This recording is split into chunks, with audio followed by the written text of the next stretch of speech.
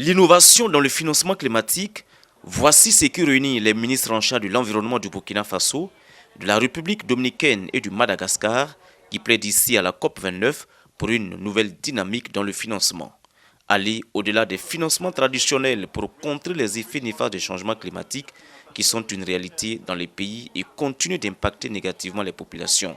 À ce panel organisé par le secrétariat d'investissement des fonds climatiques, le temps est donc donné. En termes de mobilisation des financements, c'est une question cruciale parce que tous les pays, notamment les pays en développement, sont confrontés à l'impact des changements climatiques.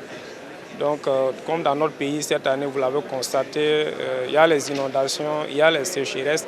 Donc, bien d'autres pays également sont confrontés aux mêmes difficultés. Mais en termes de financement, nous n'avons pas suffisamment de moyens financiers pour faire face à tous ces problèmes qui sont créés par les changements climatiques. Aujourd'hui, nous avons des partenaires qui accompagnent les différents pays, mais on peut aller au-delà de ces financements qui existent. Donc c'est pourquoi aujourd'hui la réflexion est lancée pour voir en dehors des financements traditionnels qui existent, quels sont les nouveaux mécanismes innovants qu'on peut mettre en place pour pouvoir accompagner les pays en développement à mobiliser davantage de financements et à pouvoir faire face aux impacts des changements climatiques que nos pays rencontrent. Au Burkina Faso, les changements climatiques sont une réalité. Cette année encore, les inondations et les sécheresses se sont faites sentir.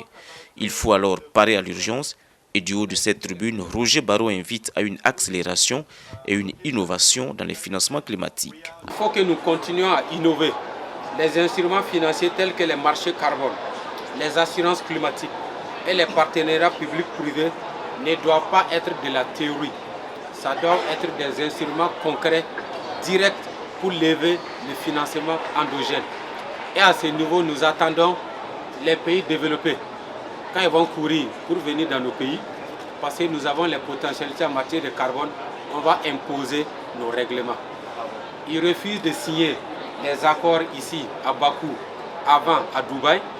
Quand ils vont venir dans notre pays, on va dicter notre loi, parce que ce sont nos ressources. Bien que le chemin à venir soit semé d'embûches, notre capacité à nous adapter et à prospérer face à l'adversité nous définit. À partir des instruments financiers innovants, nous pouvons surmonter les défis considérables qui sont posés par le changement climatique et façonner un avenir prospère.